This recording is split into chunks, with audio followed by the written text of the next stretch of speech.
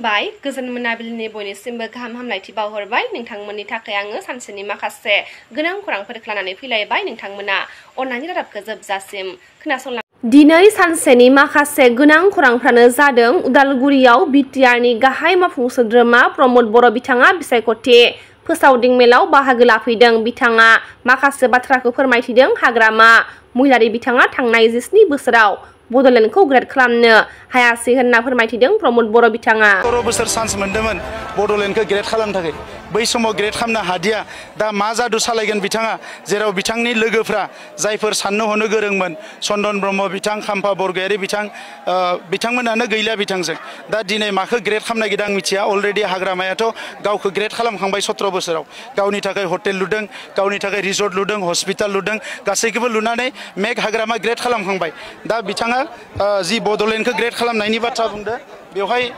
बेबायदि जेबो गैया बड'लेण्डखौ UPPL दिनै सान्थि लाबोदों खौसेथि लाबोदों गोजोन मोनसे थासारि दादों आरो गोदान मोनसे जौगानायनि लामाजों दिनै UPPL दैदेनलांगासिनो दङ धनस्री समष्टिनि जि बिसायख'थिनि फोसावनाय हाबाफारि बेवहाय आं बाहागो लादों आरो रायजो राजाफ्रा जोंनि हान्जानि मानसिफ्रा जेरैबायदि फोरमायदों बेबायदिनो धनस्री समष्टियाव गोबां भट लानानै जोंनि बिजाथि रुजुग्रा मोसाहारिया दैदेननानै थांगासिनो दङ थांनाय 5 बोसोराव रुजुग्रा मोसाहारि बिथाङा जायखिजाया खैफोदनि समाव दुखुनि समाव नांगौ समाव रायजो राजाजों दङ आरो UPPL हान्जाखौ बड'लेण्डनि गासैबो समष्टियाव रायजो राजाफ्रा जेरै एक्सेप्ट खालामदों बेवहायबो खालामदों बर'आबो खालामदों माइनरिटियाबो खालामदों थांनाय 5 बोसोराव BPFआ बेवहाय जेबो मावनानै होनो हायाखै आरो बेखौ नुनानै रायजो राजाफ्रा दिनै लोब लोब UPPLआव फैदों आरो बे थासारिखौ नुनानै BPFआ गिदों एटाक खालामदों बायदिसिना हिंसायारि हाबाफारिफोरखौ आखायाव लादों बेजों नाथाय रायजो राजाफ्रा जि एसे अननाय दङमोन बेबो गैया जालांगोन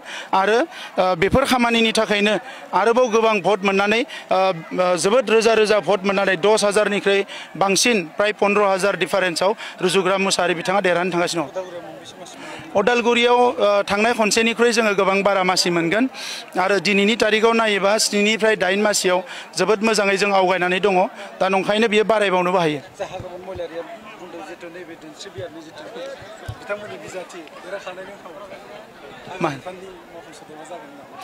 दा हाग्रामा महिलारि बुंनाय बाथ्राफ्रा रज'ला बिथाङा जानला मोनला खोथाफोरखौ बुङो दा हाग्रा बिफानखौ सोरनो होगोन रेभिनिउखौ सोरनो होगोन सोलोंथाइखौ सोरनो होगोन बेखौ बिथांमोना सिमाङावनो सानबाय थानायाव जों सरकारबो दागोन आरो रायजो राजानि खामानिबो मावगोन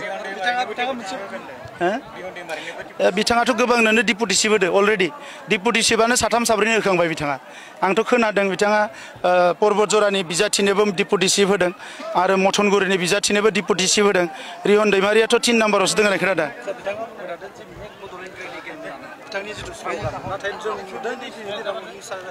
दिनै उदालगुरि जिल्लानि मनिटरिं मावखुलिनि लांगोनायाव 37थि NDFBनि मुंख्लं सान फालिदों बारग' NDFBनि आफादगिरि अदेबानि आथिखालनि 42 नं उदालगुरि LSCनि MLA गबिन्द चन्द्र बसुमतारी आरो गोबां बारग' NDFBनि दैदेनगिरि बिथांमोनाबो दिनै फुंबिलियाव NDFBनि गिबि मुंख्लं बि बाम्बुरगोरा लोगोसेयैनो जाय बिथांमोनाबो हारिनि थाखाय गावसोरनि बेसेन गोसा जिउखौ अबथिरायै बावसोमना मुंख्लं जालांबाय बिथांमोननि जिउ आत्मानि सुखु सान्थिनि थाखाय कन्डलेन्स खालामो आरो बिबार बावो मख'नो गोनांदि NDFBनि मुंख्लं सान खुंनाय हाबाफारियावनो बारग' NDFBनि हम सेक्रेटारि रुजुगोरा मोसाहारिया जाय बिथांमोना हारिनि थाखाय मुंख्लं जालांबाय बिथांमोननि थाखाय गिबि बिबारखौ बावजेनो गोसो लाखिनो गोनां सान मानोना बे सानखौ जों NDFBनि सोमावसारनायाव मोनसे बयनिख्रुइबो देरसिन सान हिसाबै सन्मान होनो गोनां सान हिसाबै गनायो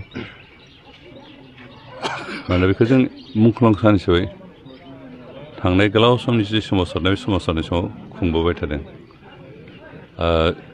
1988 मायथाइनि दिनैनि अक्ट'खालिनि दिनैनि सानावनो NDFBनि बै समाव एसे NDFB नङामोन बिनि नामा बर' सिकिउरिटि फर्समोन BSFनि जायजों कमान्डार इन चिफ दि बांबुरगोरा बिथाङा मुंख्लं जालाङो आरो बिथाङानो NDFBनि गिबि मुंख्लं बिनि उनाव जोंहा गोबां लिस्ट दं मुंख्लंनि बिथोराव बिथाङा आर्मि चिफ हिसाबै जोंहा बिसायख'थिनि मुखुब समावनो क'क्राझार सोहोरनि 8 नं वार्डआव हरनि समाव सिखावनि उदखार सोमजिदों।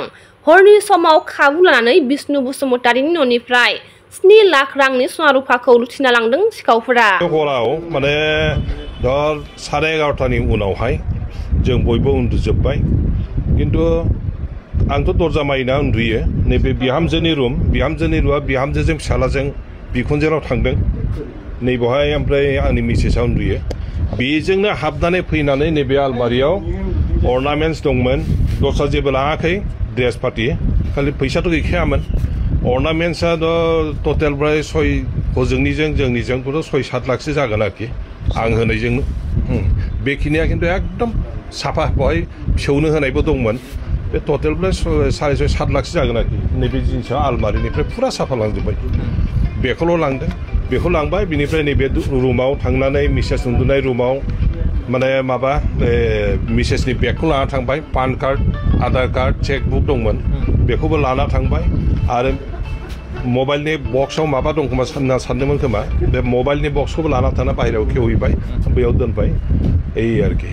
खिन्थु दुखुनांथाव खोथा बेनो जे माने जों नैबेवहायथ' आंनियावथ' हाबबाय, आरो नैबेवहायबो आंनि नैबाजि दं, रसिका ब्रह्मनि न'आवबो माने माबाखौ बे खोरखिनि नेटखौ बोखारदोंमोन, किन्तु ग्रिल दंखाय बेयाव हाबनो हायाखिसै। এই आरोखि। गतिके आङो एडमिनिस्ट्रेसन आरो जोंनि रायजो राजाफोरखौ बयखौबो कनसियास जानानै थानो थाखाय आङो नोंथांमोननि जरियते खावलायबाय, जाहाथे बे धरनि जानो हाया। गतिके जाहाथे कनसियास जानानै थायो बयबो। दिनै आंनाव जादों, गाबोन जाहाथे दस्रानाव जाया। गतिके आं बेखौनो कामना खालामबाय। आं FIR-बो होबाय। FIR होनायनि उनावहाय पुलिसा मा स्टेप लायो बे बिथांमोननि खोथासै। आं खिन्थु माने उचित इनभेस्टिगेसन जाजानो लुबैयो। इनभेस्टिगेसन खालामनानै दायनिगिरिखौ पानिशमेन्ट होनांगौ, साजा होनांगौ। एक्जेक्ट मा टाइममोन? 12टानि उनाव जागोन। 12टानि उनावहाय, खारन आं 11:30 12टासिम ओरैनो उन्दुखाया। आं ओरैनो थाबाय थायो, निउस खोनासङो, माबा खोनासङो, आं ओरैनो थायो। किन्तु दा आं 11:30 12टायाव ओंखामानो जोंहा 11:00 11:30 जाखांखायो। 12टा 1टा गाहाम जायो एखमबा। गतिके दिनै जि जादों बेयो बथाय 1टानि 12:30टानि उनावहाय जागोन बे घटनाया। सासपेक्ट आं सोरखौ बुंनो, दा बेवहायथ' आंनि मिस्ट्रिफोरबो मावो। दा मिस्ट्रिया बेवहाय फुं मोनायावबो बेलासि जासे मावो, फुङावबो फुंनि 6टानिफ्राय मावो। आंथ' 5टा 5:30 सिखारो, किन्तु हमनो हायाखिसै आं। এখন सासपेक्ट खालामथावथ' सोरखौ सासपेक्ट खालामनो।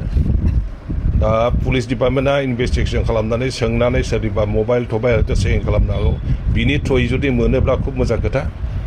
आरो बे धरननि मावग्रा मानसिफोरखौ, सिखावफोरखौ आगोलाव इसेबां गैयामोन, किन्तु दा बारायबोदों। गतिके उचित पानिशमेन्ट होनानै जुदि माबायाब्ला उनाव इन फिउचार बेफोर बाराद्राय जालाङोबा गाज्रि धरननि सिचुवेसन मोनसे क्रिएट जागोन आरो।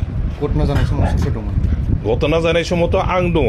घटना जानाय समावथ' नङा, आं बे रुमाव दङ। घटना जाबाय धरबा 12:30 1टानि उनावहाय आङो नैबे रुमाव ताला बन्द खालामना, माबा ताला नङा, आं लक खालामनानै उन्दुनो थायो इनसाइडआव।